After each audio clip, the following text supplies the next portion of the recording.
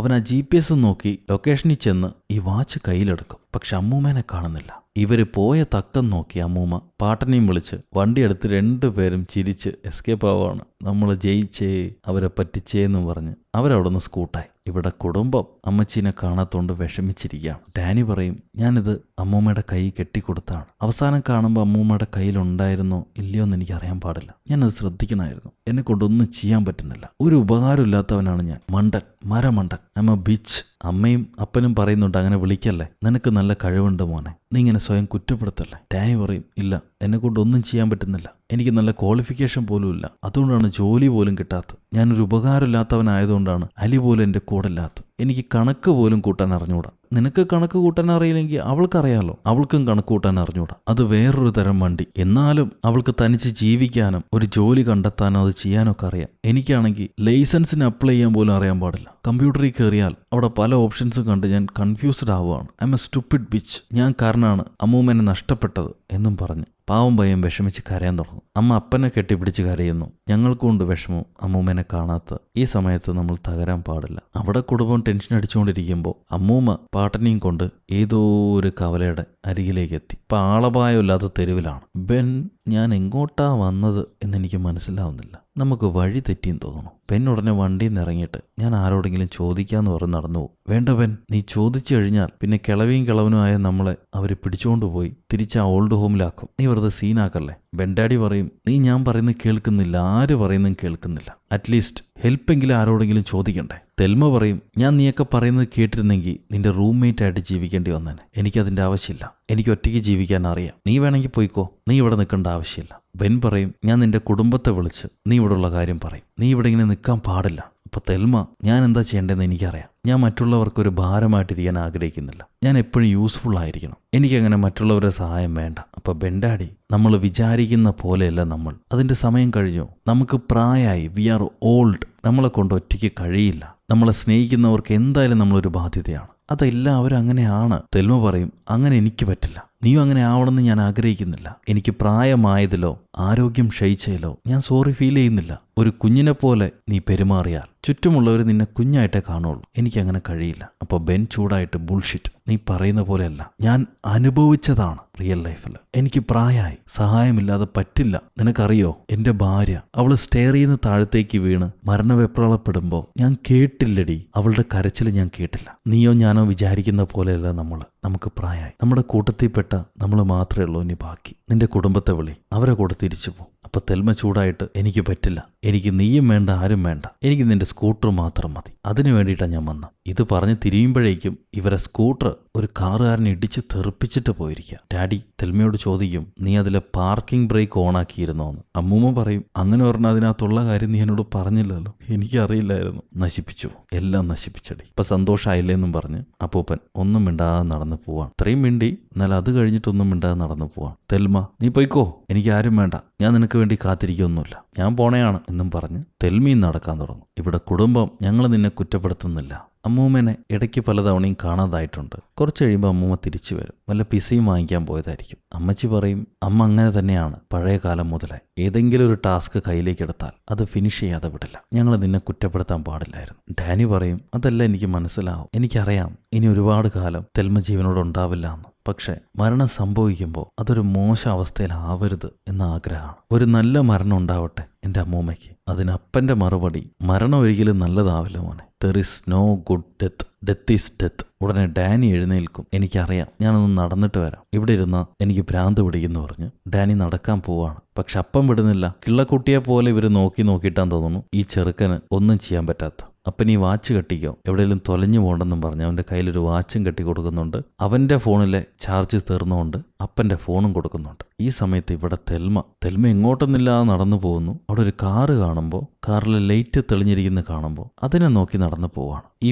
പോണ വഴിയില്ല, കാല് മണ്ണിനകത്ത് പൂണ്ട് തെൽമ അമ്മൂമ്മ സ്ലിപ്പായി അടിച്ച് വീഴും. അതിൽ കണ്ണിനൊരു പരുക്കും പറ്റി ഇവർക്ക് അനങ്ങാനും കഴിയുന്നില്ല. ഈ പ്രായമായവർ വീണ് കഴിഞ്ഞാൽ പിന്നെ അവർക്ക് എഴുന്നേക്കാൻ ഭയങ്കര പാടാണ്. അമ്മൂമ്മയ്ക്കാണെങ്കിൽ അനങ്ങാൻ പറ്റുന്നില്ല. ഈ നേരം ആ കാറുകാരൻ കാർ എടുത്തുകൊണ്ട് പോയി. ഈ കാറുകാരനിൽ എന്തോ ഒരു വിഷയമുണ്ട്, അത് നമുക്ക് നോക്കാം. അമ്മൂമ്മ കുറേ നേരം കിടന്നു, എഴുന്നേൽക്കാനും പറ്റുന്നില്ല, ആരും സഹായത്തിനുമില്ല. എല്ലാം കൈവിട്ടു പോയി. ഇനി ഞാൻ എന്താ ചെയ്യേണ്ടതെന്നറിയാതെ അവര് ചെവിയിലെ ചവിട്ട് മെഷീൻ അങ്ങോട്ട് ഊരി മാറ്റുകയാണ്. അപ്പോഴാണ് ഭാഗ്യത്തിന് 2 കാലുകൾ അങ്ങോട്ട് വരുന്നത്. നോക്കുമ്പോൾ നമ്മുടെ ബെൻഡാഡിക്ക് ഒരു വയസ്സായ മനുഷ്യൻ വീണ് കഴിഞ്ഞാൽ എഴുന്നേൽപ്പിക്കേണ്ട ടെക്നിക്കൊക്കെ അറിയാം. പിടിച്ച് പൊക്കി എഴുന്നേൽപ്പിക്കാനുള്ള ബലമൊന്നും പുള്ളിക്കില്ല. പക്ഷെ കാല് മടക്കി ഉരുണ്ട് നിവർന്ന് എഴുന്നേൽക്കേണ്ട മാർഗം പുള്ളിക്കാരനറിയാം. അത് പറഞ്ഞു കൊടുത്ത് തെൽമയെ പാപ്പൻ എഴുന്നേൽപ്പിച്ചു. ഇവരെന്നിട്ട് ഒരു ചേറി വന്ന് മാറിയിരിക്കുകയാണ്. തെൽമ സോറി പറയും. സംഭവിച്ചതിനെല്ലാം സോറി. നമ്മൾ ശ്രമിച്ചു, അത് നല്ലൊരു ശ്രമമായിരുന്നു, കിട്ടിയില്ല, നടന്നില്ല, കുഴപ്പമില്ല, നമുക്ക് തിരിച്ചു പോവാം, നീ പറഞ്ഞതുപോലെ തന്നെ ചെയ്യാം. ഞാൻ 91 വയസ്സ് വരെ എൻ്റെ ഭർത്താവിൻ്റെ കൂടെ ജീവിച്ചു. പിന്നെ ഇപ്പോൾ 2 വർഷമായിട്ട് തനിച്ച. ഒറ്റപ്പെടലൊക്കെ ഉണ്ട്, ലോൺലിനെസ് ഫീൽ ചെയ്യുന്നുണ്ട്. എന്നാൽ എപ്പോഴുമില്ല, ഈ തനിമയും ഞാൻ സന്തോഷത്തോടെ ആസ്വദിച്ചുകൊണ്ടിരിക്കുകയായിരുന്നു. ഇടയ്ക്ക് ഞാൻ സുഷിയൊക്കെ കഴിച്ചു നോക്കി, നല്ല രസമുണ്ട്. ലോൺലി ആയിട്ട് പല കാര്യങ്ങളും എക്സ്പീരിയൻസ് ചെയ്യുന്നതിലും ഒരു സുഖം ഞാൻ അനുഭവിച്ചു വരികയായിരുന്നു. കുറച്ചുകൂടെ വേണമെന്നും ആഗ്രഹമുണ്ട്. കുഴപ്പമില്ല, ഇനിയും എന്തെങ്കിലും അഡ്വഞ്ചേഴ്സ് ഉണ്ടാവുമല്ലോ, അപ്പം ചെയ്യാം. ഇവരിങ്ങനെ സംസാരിച്ചുകൊണ്ടിരിക്കുമ്പോഴാണ് ഒരു കാറുകാരി അങ്ങോട്ട് വരുന്നത്. എനിക്കിവളെ അറിയാം എന്ന് അമ്മൂമ്മ പറയുന്നുണ്ട്. ഏതെങ്കിലും വയസ്സായ ലേഡി ആയിരിക്കും എന്ന് വിചാരിക്കുമ്പോൾ ആ കാറിനകത്തൊരു ലേഡി തെൽമ എന്ന് അമ്മൂമ്മയുടെ പേര് വിളിക്കും. ആ അമ്മച്ചി ശരിക്കും ലൂയിസ് ആണ്, തെൽമയുടെ പഴയ കൂട്ടുകാരി. അങ്ങനെ ഇവര് തെൽമയുടെ പഴയ കൂട്ടുകാരിയുടെ വണ്ടിയിൽ കയറി, ആ അമ്മച്ചിയുടെ വണ്ടിയിൽ കയറി തിരിച്ചു പോവാണ്. അപ്പൊ ഇവര് ഈ ലൂയിസ് ഏതോ ഡാൻസ് പ്രോഗ്രാം കണ്ടിട്ട് വരായിരുന്നു, അതിന്റെ കഥ പറയായിരിക്കും. അതൊരു വെറുപ്പിരി കഥയാ, തെൽമയ്ക്ക് കേൾക്കാനും ഇഷ്ടമില്ല. എവിടെയാ ഡ്രോപ്പ് ചെയ്യേണ്ട അഡ്രസ്സ് ചോദിക്കും ആ ലൂയിസ് മമ്മി. ഇപ്പോഴാണ് രസം, ബെൻ പറഞ്ഞു കൊടുക്കുന്ന അഡ്രസ്സ് ശരിക്കും ആ കള്ളൻ തെൽമിയോട് പറഞ്ഞ അഡ്രസ്സായിരുന്നു, കള്ളൻ്റെ അഡ്രസ്സ്. നീ ഇപ്പം എന്തെങ്കിലും മനസ്സ് മാറ്റിയെന്ന് അമ്മൂമ്മ ചോദിക്കുമ്പോൾ ബെൻ പറയാണ്, നമ്മൾ ഇതുവരെ വന്നില്ലേ, ഇനിയിപ്പോൾ അതിൻ്റെ ഫൈനൽ കാണാതെ പോകരുതല്ലോ. അപ്പോൾ തെൽമ, ഇന്ന് വൈകിട്ട് നിനക്ക് ഷോ ഉള്ളതല്ലേ, തിരിച്ചു പോകാതിരുന്നാലോ? എൻ്റെ ഡാഡി വാർബക്സ് ഇല്ലാതെ ഒരു നാടകം അവിടെ നടക്കാൻ പോകുന്നില്ല, അവരെ കാത്തിരിക്കട്ടെ, നമുക്ക് പോകാം. അങ്ങനെയൊക്കെ പറഞ്ഞ് ഇവരവസാനം ആ അഡ്രസ്സിലേക്ക് എത്തി, കള്ളം കൊടുത്ത അഡ്രസ്സിലേക്ക് എത്തി. ലൂയിസ് അമ്മൂമ്മ ഇവരെ ഇറക്കി വിട്ട് ഗുഡ് ലക്കും പറഞ്ഞിട്ട് പോകും. ഇവരെ അഡ്രസ്സിലുള്ള ഷോപ്പിലേക്ക് കയറുമ്പോൾ അവിടെ ഒരുപാട് ബോക്സുകളുണ്ട്. ഇതെല്ലാം ഡെലിവറി വരുന്ന ബോക്സുകളാണ്. ഇതിൽ 21 നമ്പറിലേക്കാണ് പാർട്ടി ഡെലിവറി അയച്ചത്. ഇപ്പൊ സ്ഥലം കണ്ടുപിടിച്ചു. ഇനി എന്താ ചെയ്യണ്ടേ? നമുക്ക് കാത്തിരിക്കാം. ആരാണോ ഈ നമ്പറിലെ പോസ്റ്റ് എടുക്കാൻ വരുന്നത് അവനാണ് നമ്മളുടെ ആള്. അങ്ങനെ ഇവര് കാത്തിരിക്കും. ഈ നേരം നമ്മുടെ ഡാനി അവന്റെ പഴയ ഗേൾഫ്രണ്ടിനെ വിളിക്കുകയാണ്. അവള് ഫോൺ എടുക്കും. എന്നിട്ട് സുഖമല്ലേ, എന്താ വിശേഷം, എന്താ ഇപ്പൊ വിളിക്കാൻ കാരണം എന്ന് ചോദിക്കും. ഡാനി പറയും, കാര്യങ്ങളിപ്പോൾ അത്ര രസത്തിലല്ല പോകുന്നത്. നമ്മുടെ ഗ്രാൻഡ്മ മിസ്സിംഗ് ആണ്. ഒരു ഫ്രണ്ടിനെ കാണാൻ വന്നായിരുന്നു, പിന്നെ പെട്ടെന്ന് എങ്ങോട്ടോ മറഞ്ഞുപോയി. കൂട്ടുകാരി പറയും, എനിക്കറിയാം ഇതൊരു വിഷമം പിടിച്ച സിറ്റുവേഷനാണ്, പക്ഷെ പേടിക്കണ്ട, അമ്മൂമ്മ സ്വയമായിട്ട് എന്തെങ്കിലും ചെയ്യാൻ വേണ്ടി പുറപ്പെട്ടതായിരിക്കും, തിരിച്ചു വരും, നമുക്ക് കാത്തിരിക്കാം. ഡാനി പറയും, അതെ തിരിച്ചു വരും, ഞാൻ കാത്തിരിക്കുകയാണ്. പിന്നെ മറ്റൊരു കാര്യം പറയട്ടെ, ഞാൻ മാത്സ് ക്ലാസ്സിന് പോകാൻ തീരുമാനിച്ചു. ഇനി ഒരു ബോയ് അല്ല, ഒരു മാൻ ആവാൻ ഞാൻ തീരുമാനിച്ചു. ഉത്തരവാദിത്തങ്ങളെല്ലാം ഇനി സ്വയം ഏറ്റെടുത്ത് ചെയ്യാൻ പോവാണ് ഞാൻ. ഇനി ഒരുപാട് കാര്യങ്ങൾ ചെയ്യാനുണ്ട്, ഞാൻ ചെയ്യും, നീ നോക്കിക്കോ. കൂട്ടുകാരി, തീർച്ചയായിട്ടും എനിക്ക് നിന്നിൽ വിശ്വാസമുണ്ട്, നീ ചെയ്യും, ഞാൻ നിന്നെ വിട്ടുപോയിട്ടൊന്നുമില്ല, കൂടെ തന്നെ ഉണ്ട് എന്ന് പറയുന്നുണ്ട്. ഈ സമയത്ത് തെൽമയും പാട്ടനും കൂടി കാത്തിരിക്കുകയാണ്. അപ്പം തെൽമ പറയും, ഈ കാലത്തെ പിള്ളേർക്ക് ബ്രെഡൊന്നും വേണ്ട, നമ്മുടെ കാലഘട്ടത്താണെങ്കിൽ ഒരു പീസ് ബ്രെഡിന് വേണ്ടി നമ്മൾ എത്ര കഷ്ടപ്പെട്ടതാ. ഇന്ന് ആൾക്കാർ ബ്രെഡേ കഴിക്കുന്നില്ല, കുറച്ച് ബ്രെഡ് കിട്ടിയിരുന്നെങ്കിൽ നന്നായിരുന്നു. അപ്പോൾ പാട്ടന് തൻ്റെ പോക്കറ്റിൽ ഒരു പാക്കറ്റ് ബ്രെഡ് ഉണ്ടായിരുന്നു. അതിൽ കുറച്ച് പീസ് എടുത്ത് ഇവർ കഴിക്കാൻ നോക്കുമ്പോൾ അത് പുളിച്ച് വായി കൊള്ളാത്ത അവസ്ഥയായിരിക്കും. രണ്ടുപേരും തുപ്പിക്കളയും. ഈ സമയത്താണ് ഒരു ചെറുക്കം വരുന്നത് ആ കടയിലേക്ക്. അവൻ ആ 21 നമ്പർ പോസ്റ്റ് ബോക്സ് തുറക്കുന്നുണ്ട്. എന്നിട്ട് അതിലെ പാഴ്സൽ എടുക്കും. ഇവർക്ക് മനസ്സിലായി, അവൻ തന്നെയാണ് ഈ ചെറുക്കൻ, നമുക്ക് ഇവനെ ഫോളോ ചെയ്ത് പോകാം. അങ്ങനെ ഈ പയ്യന്റെ പുറകെ ഇവർ ചെല്ലുന്നു. ആ പയ്യൻ ഒരു ലൈറ്റ് ഷോപ്പിലേക്ക് കയറിപ്പോകും. തെൽമ കൂട്ടുകാരനോട്, നീ ഇവിടെ തന്നെ നിന്നോ, പുറത്ത് ആൾക്കാരെ ശ്രദ്ധിച്ച് നോക്കിയിട്ട് നിന്നോ, ഞാൻ അകത്ത് പോകാം, എന്തേലും കുഴപ്പമുണ്ടെങ്കിൽ നീ പോലീസിനെ വിളിച്ചാൽ മതി. കുഴപ്പമുള്ളത് ഞാനെങ്ങനെ മനസ്സിലാക്കാന്ന് പറയുമ്പോൾ അമ്മൂമ്മ മൊബൈലിലെ മൈക്രോഫോൺ ഓണാക്കിയിട്ട് അയാളുടെ കൈ കൊടുക്കും. അയാളുടെ ഫോൺ മേടിച്ചിട്ട് ഇവര് മൈക്രോഫോൺ ഓണാക്കി തൻ്റെ ചെവിയിൽ വയ്ക്കും. എന്നിട്ട് മെല്ലെ ഷോപ്പിനകത്തേക്ക് കയറി പോവാണ്. പോകാൻ നേരം ഒരു പാവേനെ തട്ടിയിട്ട് പൊട്ടിക്കുന്നുണ്ട്. തെൽമയ്ക്കാണെങ്കിൽ പൊട്ടിക്കിടക്കുന്ന വൃത്തികേടായിട്ട് കിടക്കുന്നൊക്കെ ക്ലീൻ ആക്കുന്ന ശീലമുണ്ടല്ലോ. ഈ പൊട്ടിയ സാധനം പെറുക്കവേ അപ്പൂപ്പൻ ചീത്ത പറയുന്നുണ്ട്, തള്ളെ നമ്മൾ വന്ന് കള്ളനെ പിടിക്കാനാ, അല്ലാതെ വീട്ടു ജോലിക്കല്ല, അകത്തേക്ക് കയറി ചെല്ല്, അത് പിന്നീട് വൃത്തിയാക്കാം. അമ്മൂമ്മ വീണ്ടും അകത്തേക്ക് കയറി ചെല്ലുന്നു. ഇപ്പൊ ഒരു ബെഡുണ്ട്, അതിനെ ക്രോസ് ചെയ്ത് പോകണം. ആ ബെഡിൽ കയറി കിടന്ന് ഉരുണ്ട് അപ്പുറത്തേക്ക് ചാടി വീണ്ടും പോവാണ്. അപ്പൂപ്പൻ മോട്ടിവേഷൻ കൊടുക്കുന്നുണ്ട്, യെസ് യെസ്, വെൽഡൻ ടെൽ, ഇനിയും പോയിക്കോ അകത്തേക്ക്. വീണ്ടും അകത്തേക്ക് പോയി നോക്കുമ്പോണ്ടാവും ഒരു തന്തയും പിന്നെ ആ ചെറുപ്പക്കാരനും. ഇവര് വേറെ വേറെ ആരെയോ വിളിച്ച് പറ്റിച്ചുകൊണ്ടിരിക്കുക. തെൽമ രണ്ടും കൽപ്പിച്ച് അകത്തേക്ക് കയറി ചെല്ലും. എന്നാൽ അവർക്കറിയില്ലല്ലോ ഈ അമ്മൂമ്മ ആരാണെന്ന്. ഉടനെ തന്ത എഴുന്നേറ്റിട്ട് മേ ഐ ഹെൽപ്പ് യു, നിങ്ങൾ ആരാണ്, നിങ്ങൾക്ക് എന്താണ് വേണ്ടെന്ന് ചോദിക്കും. അമ്മൂമ്മ, എന്റെ പേര് തെൽമ, എന്നെ ഓർമ്മയുണ്ടോ, നീയാണ് എന്നെ ഫോണിൽ വിളിച്ചത്. എന്നിട്ട് എൻ്റെ കയ്യിൽ നിന്ന് പണം തട്ടിപ്പറിച്ചു. ആ ഡാഡി പറയും, ഇല്ല, നിങ്ങൾ പറയുന്നത് എനിക്ക് മനസ്സിലാവുന്നില്ല, നിങ്ങൾക്ക് തെറ്റ് പറ്റിയെന്ന് തോന്നുന്നു. ഈ ചെറുക്കനപ്പോ എന്തോ ഒരു സാധനം ഒളിച്ചു വെക്കുന്നുണ്ട്. ഞങ്ങൾ കട അടച്ചു, പോയിട്ട് നാളെ വരും. നിങ്ങൾ വിചാരിക്കുന്ന സ്ഥലമല്ല ഇത്. അപ്പൊ അമ്മൂമ്മ, എന്റെ പണം എവിടറാ, എന്നെ വിളിച്ച് എന്നെ പറ്റിച്ച്, എന്റെ കൊച്ചുമോനാണെന്നുള്ള പേരിൽ എന്നെ പറ്റിച്ച് എന്റെ കയ്യിൽ നിന്ന് അടിച്ചു മാറ്റിയ പണം എവിടറാ. ഇത് കേൾക്കുമ്പോൾ ആ ഡാഡി, പുള്ളിക്കാരന്റെ കയ്യിൽ ഓക്സിജൻ സിലിണ്ടറൊക്കെ ഉണ്ട്, അതിന്റെ സഹായത്തോടെയാണ് പുള്ളി ജീവിക്കുന്നത്. ആ സിലിണ്ടറും വലിച്ചുകൊണ്ട് മമ്മിയുടെ അടുത്തേക്ക് വരും. നിങ്ങൾ തെറ്റിദ്ധരിച്ചിരിക്കുകയാണ്, ഇനി ഇവിടെ നിൽക്കരുത്, ദയവ് ചെയ്ത് തിരിച്ചു പോകണമെന്ന് പറയും പുള്ളി. അമ്മൂമ്മ സമ്മതിക്കില്ല. നീ എന്റെ പണം എടുത്തു, എനിക്കറിയാം, തിരിച്ചുതാ, അല്ലെങ്കിൽ ഇപ്പം തന്നെ ഞാൻ പോലീസിനെ വിളിക്കുന്നു പറഞ്ഞിട്ട് അമ്മൂമ്മ ഫോൺ എടുത്ത് പോലീസിനെ വിളിക്കാൻ തുടങ്ങും. ഈ തന്ത ഫോൺ തട്ടിത്തെറിപ്പിക്കും. എന്നിട്ട് പറയാണ്, ഞങ്ങളിവിടെ ചില ബിസിനസ്സൊക്കെ നടത്തുന്നുണ്ട്, അത് തന്നെ മാത്രം ഉപദ്രവിക്കാൻ വേണ്ടിയിട്ടല്ല, ഇറ്റ്സ് നോട്ട് പേഴ്സണൽ. എനിക്ക് ജീവിക്കണമെങ്കിൽ ചില കാര്യങ്ങൾ ചെയ്തേ പറ്റൂ. നാട്ടുകാർ വയസ്സായവരെ പറ്റി ചിന്തിക്കുന്നേയല്ല, എനിക്ക് മുന്നോട്ട് പോകണ്ടേ. ഈ കടയിലേക്ക് ഏതെങ്കിലും കസ്റ്റമർ വരുന്നത് നീ കണ്ടോ, പിന്നെ എങ്ങനെയാണ് ഞാൻ ജീവിക്കുക? എനിക്ക് ഈ കട നടത്തിക്കൊണ്ട് പോകണ്ടേ. വേണമെങ്കിൽ ഒരു ഡീല് നമുക്ക് തയ്യാറാക്കാം. തന്റെ കയ്യിൽ നിന്ന് ഞങ്ങൾ അടിച്ച പണം അതൊരു ഡെപ്പോസിറ്റ് ആയിട്ട് ഇവിടെ കിടക്കട്ടെ, ഇനി തന്നെ പറ്റിക്കില്ല, ഇനി വേറെ വല്ല വയസ്സായവരെയും ഞങ്ങൾ തേടി കണ്ടുപിടിച്ചോളാം. അത് കേട്ട് തെൽമ പറയും, ആ ഡീല് എന്റെ അടുത്ത് ഉറക്കില്ല. എന്റെ പണം തന്നാൽ ഞാൻ ഇവിടുന്ന് മിണ്ടാതെ പോയിക്കോളാം, അതല്ലാന്നുണ്ടെങ്കിൽ ഞാൻ ഇവിടുന്ന് ഒരടി അനങ്ങില്ല. 5 മിനിറ്റും കഴിഞ്ഞ് എന്നെ കണ്ടില്ലെങ്കിൽ എന്റെ കൂട്ടുകാരൻ പുറത്തു നിന്ന് പോലീസുകാരെ വിളിക്കും. പണം തരുന്നോ ഇല്ലയോ? ഉടനെ ഇയാളെ ടോൺ മാറ്റും. ഞാൻ എന്താ ചെയ്യേണ്ടത്? തന്റെ കാല് പിടിക്കണോ? ഞാൻ പിടിക്കാം. ഈ പണം എനിക്കില്ലെങ്കിൽ ഞാൻ ഈ സ്റ്റോർ അടയ്ക്കേണ്ടി വരും, തെരുവിലേക്ക് ഇറങ്ങി ചെല്ലേണ്ടി വരും. താൻ എന്താ മനസ്സിലാക്കാത്ത? എനിക്ക് ജീവിക്കണ്ടേ? എന്റെ അവസ്ഥ കണ്ടില്ലേ?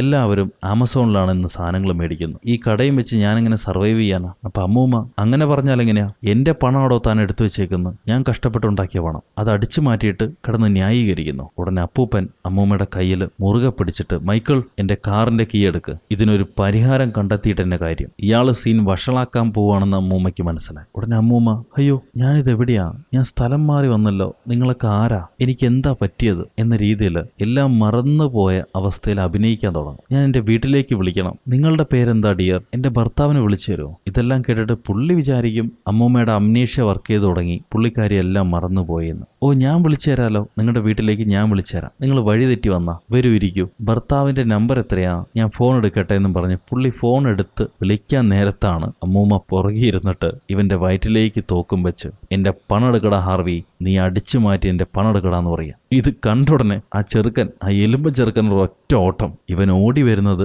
നമ്മുടെ ബെൻ കാണുന്നുണ്ട്. ബെൻ ഇടങ്കാലിട്ട് ആ ചെറുക്കനെ തെറിപ്പിച്ച് വീഴ്ത്തും. അവന്റെ ബോധം പോയി. ഇവിടെ തെൽമ പറയും, നിന്റെ അഭിനയൊക്കെ കൊള്ളായിരുന്നു, നിനക്ക് സിനിമയിൽ അഭിനയിച്ചൂടായിരുന്നോ? വലിയ സ്റ്റാർ ഒന്നും ആവില്ല, എന്നാലും വല്ല സൈഡ് റോളും കിട്ടും. അപ്പൊ ആ ഡാഡി ചോദിക്കുകയാണ്, തനിക്ക് ആദ്യം ഈ തോക്ക് ഉപയോഗിക്കാൻ അറിയോ? കളിപ്പാട്ടം കൊണ്ടാണ് ഇങ്ങോട്ട് വന്നിരിക്കണേ. തെൽമ പറയും, എനിക്ക് ഉപയോഗിക്കാൻ അറിയില്ല, നോക്കട്ടെ. പുള്ളിക്കാരി ഒരു വെടി വെക്കുന്നുണ്ട്. ഉപയോഗിക്കാൻ അറിഞ്ഞാലും ഇല്ലെങ്കിലും ഇത് പൊട്ടുമല്ലോ. അയാൾ പേടിച്ച്, വേണ്ട, അത് പൊട്ടുമെന്ന് എനിക്ക് മനസ്സിലായി, തന്നെ ഉപയോഗിക്കാൻ ശ്രമിക്കേണ്ട, നിനക്ക് എന്താ വേണ്ടത്? എന്റെ പണം അതെവിടെ? അയാൾ പറയും, അത് കമ്പ്യൂട്ടറിലാണ്, എന്റെ അക്കൗണ്ടിലാണ്, അക്കൗണ്ടിൽ ഡെപ്പോസിറ്റ് ചെയ്തു, എന്നാൽ അതെനിക്ക് എടുത്തുക. അപ്പൊ ആ തന്ത, എനിക്ക് കമ്പ്യൂട്ടർ ഉപയോഗിക്കാൻ അറിയില്ല, അതൊക്കെ മൈക്കിളാണ് ചെയ്യുന്നത്, അവനാണെങ്കിൽ ഓടിപ്പോവും ചെയ്തില്ലേ, ഇനിയിപ്പം നീ എന്താ ചെയ്യാൻ പോകുന്നു? ഞാനും നീ മാത്രമേ ഉള്ളൂ, തീരുമാനിക്കുക. അപ്പോഴാണ് അകത്തേക്ക് നമ്മുടെ ബെൻപാട്ടൻ കയറി വരുന്നത്. നിങ്ങൾ മാത്രമല്ല, ഞാനും ഉണ്ട് ഇവിടെ എന്ന് പറഞ്ഞിട്ട്. തെൽമ ബെൻപാട്ടന്റെ കയ്യിലേക്ക് ഈ തോക്ക് കൊടുത്തിട്ട്, എനിക്ക് 2 കൈയും വേണം, എന്നാലേ ഇതിൽ വർക്ക് ചെയ്യാൻ പറ്റുള്ളൂ, ഞാനത് നോക്കട്ടെ എന്ന് പറഞ്ഞ് കമ്പ്യൂട്ടർ ഓപ്പൺ ആക്കി അതിലെന്തൊക്കെയോ ചെയ്യാൻ ശ്രമിക്കുന്നു. ആദ്യമേ ഒരു ഷൂവിന്റെ പടാണ് വരിക. ഇതെന്താ ഷൂ?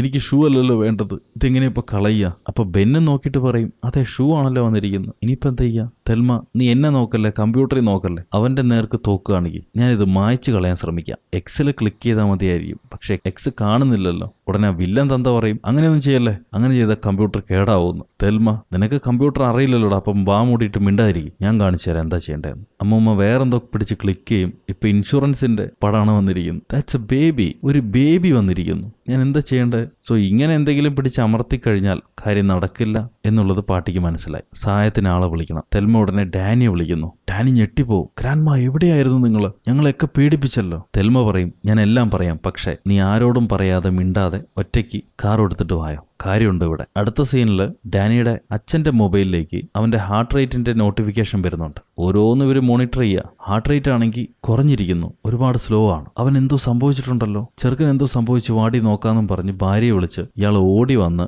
വാച്ചിന്റെ സ്ഥലം നോക്കുമ്പോൾ നമ്മുടെ സ്റ്റേറി ഹാരി ഇല്ലേ, പുള്ളിക്കാരന്റെ കൈ ഈ വാച്ചും കെട്ടിക്കൊടുത്തിട്ട് ചെക്കൻ കാർ എടുത്ത് 100 പറക്കായിരിക്കും. അവൻ വരുന്ന വഴി തെൽമയോട് ചോദിക്കുന്നുണ്ട്, ഗ്രാൻഡ്മാ ഇപ്പൊ നിങ്ങളുടെ ഫ്രണ്ടിൽ എന്താണ് കാണുന്നതെന്ന്. ഗ്രാമ പറയും, ഒരു കുടുംബം, കുഞ്ഞ്, അതൊക്കെയാണ് കാണുന്നത്. പിന്നെ നീ പറഞ്ഞ എക്സും ഇല്ല അവിടെ. ആ എക്സ് എപ്പോഴും കാണുന്നില്ല. സൂക്ഷിച്ചു നോക്കിയാൽ ചുവന്ന കളറിലോ പച്ച കളറിലോ വെള്ള കളറിലോ ഏതേലും ഒരു കളറിൽ കാണും. ചില സമയത്ത് അത് ഹൈഡായിരിക്കും. ഒന്നുകൂടെ ശ്രദ്ധിച്ചു നോക്കാൻ പറയും. വൈറ്റ് കളറിൽ ഒരു മൂലയ്ക്ക് എക്സ് ഉണ്ട്, ഇൻഡു ചിഹ്നം. അത് ക്ലിക്ക് ചെയ്യുമ്പോൾ സംഭവം ക്ലോസ് ആയി. ഇനി എന്താ ചെയ്യേണ്ടത്? ഡാനി പറയും, തെൽമ കമ്പ്യൂട്ടർ ഒരു ലൈബ്രറിയാണ്, അതിൽ സെർച്ച് ബാറാണ് ലൈബ്രറിയൻ. അതിനോട് എന്ത് ചോദിച്ചാലും അത് നമുക്ക് തരും. ആണോ എന്നാ ഞാൻ ചോദിക്കാന്ന് പറഞ്ഞിട്ട് അമ്മൂമ്മ ചോദിക്കുകയാണ്, വേർ ഇസ് ദ ബാങ്ക്? എന്തോന്ന് വേർ ഇസ് ദ ബാങ്ക്? ഞാൻ ചോദിക്കുന്നുണ്ട്. അങ്ങനെ ചോദിച്ചിട്ട് കാര്യമില്ല. ഇത് നിങ്ങളുടെ ഫോണല്ല സിറിയെ പോലെ ചോദിക്കാന്ന് പറഞ്ഞാൽ ടൈപ്പ് ചെയ്യണം. ഇവിടെ സിറി ഇല്ല. ആ കീബോർഡിൽ ബാങ്കിന്റെ ഡീറ്റെയിൽസ് ടൈപ്പ് ചെയ്യും, അത് കണ്ടുപിടിച്ചോളൂ. അമ്മൂമ്മ ബാങ്കിന്റെ ഡീറ്റെയിൽസ് ടൈപ്പ് ചെയ്യുന്നുണ്ട്, അത് കണ്ടുപിടിച്ച് കാണിക്കും. എൻ്റർ അടിച്ചാൽ മതി വരും. അപ്പോൾ ഒരു പാസ്വേഡ് ചോദിക്കുന്നുണ്ട് കമ്പ്യൂട്ടർ. അമ്മൂമ്മ ആ തന്തവിലിനോട് പാസ്വേഡ് എന്താണെന്ന് ചോദിക്കും. പുള്ളിക്കാരൻ എനിക്കറിയാൻ പാടില്ല, അതെല്ലാം ആ ചെറുക്കനെ അറിയുള്ളൂ എന്നാണ് പറയുന്നത്. ഇതെല്ലാം കേട്ട ഡാനി അവിടെ മേശപ്പുറത്ത് എന്തെങ്കിലും ഉണ്ടെങ്കിൽ നോക്ക്, അതിനകത്ത് പാസ്വേഡ് എഴുതിയിട്ടുണ്ടാവും. അമ്മൂമ്മ തപ്പി നോക്കുമ്പോൾ ഡ്രോയറിനകത്ത് കുറെ പേപ്പറുകൾ, അതിലിതിന്റെ പാസ്വേഡ് ഉണ്ടാവും. ഓ ഗോഡ്, ഇതിന്റെ പാസ്വേഡ് ആണെന്നും പറഞ്ഞ് അമ്മൂമ്മ പാസ്വേഡ് ടൈപ്പ് ചെയ്യും. ഇത് കണ്ട തന്തവില്ലൻ കോട്ടയം ഡംബാസ് മൈക്കിൾ, ഇത്ര മണ്ടനാണവൻ, പാസ്വേഡ് എന്നിട്ട് സേവ് ചെയ്ത് വെച്ചേക്കുന്നു. ഇവനെ ഏൽപ്പിച്ച് എന്നെ വേണം തല്ല. അമ്മൂമ്മയാണെങ്കിൽ ഇങ്ങനെയൊക്കെയോ ബാങ്ക് കണ്ടുപിടിച്ച് അതിൽ ട്രാൻസ്ഫർ സെക്ഷൻ ക്ലിക്ക് ചെയ്യുമ്പോൾ ജിമ്മി ജോയിൻ ചെയ്യാൻ ചോദിക്കുന്നു. അവർ പേരക്കുട്ടിയോട് പറയും, ഇവരെന്നെ ജിമ്മി ജോയിൻ ചെയ്യാൻ ചോദിക്കുന്നു, എനിക്ക് വേണ്ട. അതെങ്ങനെയപ്പോ അവർ ഒഴിവാക്കി വിടുക? ഇങ്ങനെ അനാവശ്യമുള്ള ആര് വന്നാലും അവർ എക്സ് അടിച്ചാൽ മതി, കണ്ടുപിടിച്ച് എക്സ് അടിച്ചോളൂ. അങ്ങനെ അതിനെ എക്സ് അടിച്ച് കളഞ്ഞിട്ട് അമ്മൂമ്മ $10,000 തന്റെ അക്കൗണ്ടിലേക്ക് മാറ്റാൻ വേണ്ടി ടൈപ്പ് ചെയ്യും. അപ്പൊ ഈ ഓക്സിജൻ തന്തയാണെങ്കിൽ ആകെ ഡസ്പായിരിക്കുകയാണ്. പുള്ളിക്കാരന് ഈ മാസം ഈ 10,000 കിട്ടിയുള്ളൂ എന്ന് തോന്നുന്നു. എന്തായാലും പാവം,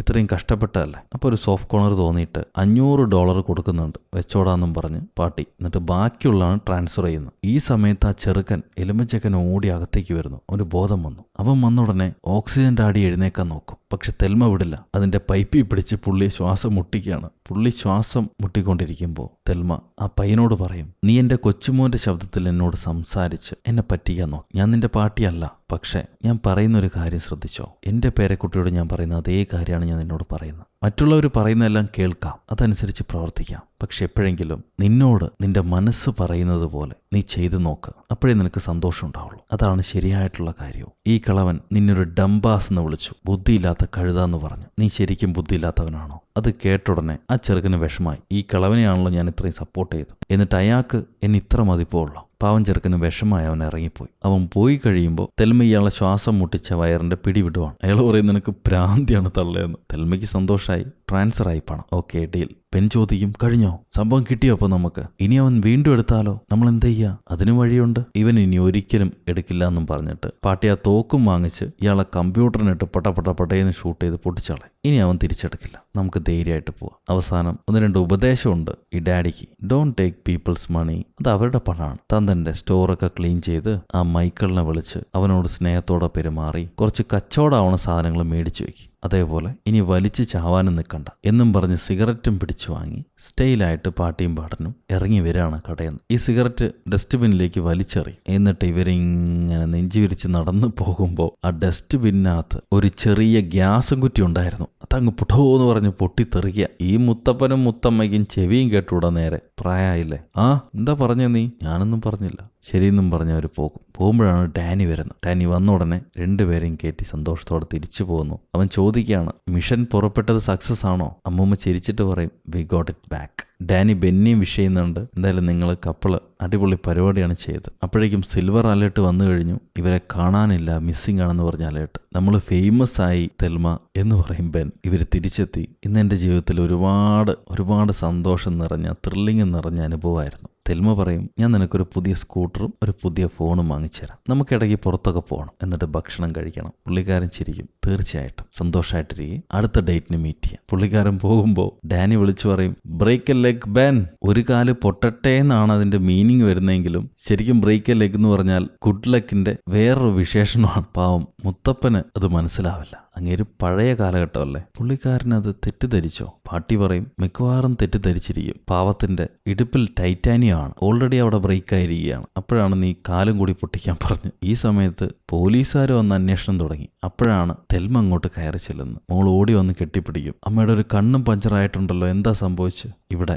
അപ്പന് മകനിൽ അഭിമാനം. അവൻ ആദ്യമായിട്ട് 100 സ്പീഡിൽ വണ്ടിയൊക്കെ ഓടിച്ചു പോയിട്ടുണ്ട്. അമ്മൂമ്മ മോളോട് പറയും ഞാൻ എല്ലാം പറയാം, വിശദമായിട്ട് പറയാം, പക്ഷെ അതിനു മുന്നേ നമുക്കൊരു പ്ലേ കാണാനുണ്ട്. ഇവർ ചെല്ലും. നമ്മുടെ ബെൻഡാഡിയുടെ നാടകമാണ് നടന്നുകൊണ്ടിരിക്കുന്നത്. ബെൻഡാഡി വലിയ യമണ്ടൻ പ്രസംഗങ്ങളൊക്കെ നടത്തുന്നുണ്ട്. പക്ഷെ കൂടുള്ളവരെല്ലാം ഡയലോഗുകൾ തെറ്റിച്ചായിരിക്കും പറയുന്നത്. ആർക്കൊന്നും മനസ്സിലാവില്ല. ഇതെന്ത് കോലംകെട്ട ഷോയാണെന്ന് അമ്മൂമ്മനെ ഉറക്കനെ ചോദിക്കുന്നുണ്ട്. അവിടുന്ന് സീൻ കട്ട് ചെയ്താൽ അപ്പൂപ്പന്റെ കുഴിമാടത്തിലാണിപ്പോൾ പേരക്കിടാവും അമ്മൂമ്മയും. അവർ അപ്പൂപ്പനെയൊക്കെ കണ്ട് കുറച്ചു നേരം അവിടെ ഇരിക്കുമ്പോഴാണ് അമ്മൂമ്മ പറയാ എനിക്കിവിടെ വരുന്നത് ഭയങ്കര ഇഷ്ടമാണ്. ഇവിടെ ഒരുപാട് നല്ല കുഴിമാടങ്ങളുണ്ട് പഴയ സുഹൃത്തുക്കളുടെ. നിനക്ക് ഇഷ്ടമാണോ അതെല്ലാം? ഇവ ഞെട്ടിപ്പോവും. ഞാൻ എന്തിനാ അത് ഇഷ്ടപ്പെടുന്നത്? അമ്മൂമ്മയ്ക്ക് ഇഷ്ടമാണെങ്കിൽ അമ്മൂമ്മൻ ഇവിടെ തന്നെ കുഴിച്ചിടാം. അമ്മൂമ്മ ചിരിച്ചിട്ട് പറയും എനിക്ക് ഒരുപാട് കുഴിമാടങ്ങളുണ്ട്, ബ്യൂട്ടിഫുൾ ഗ്രേവ്സ്. അതെല്ലാം ന്യൂയോർക്കിലാണ്. നോക്കാം ഏത് കുഴിമാടത്തിലാണ് കിടക്കണ്ടേന്ന്. എന്തായാലും നിന്റെ കൂട്ടുകാരി അലി, അവൾക്ക് ജൂയിഷ് സെമിത്തേരിയിൽ കിടക്കാനായിരിക്കും താല്പര്യം. ഡാനി പറയും ഞങ്ങളങ്ങനെ കുഴിമാടത്തിനെ കുറിച്ച് ഇതുവരെ ഡിസ്കസ് ചെയ്തിട്ടില്ല.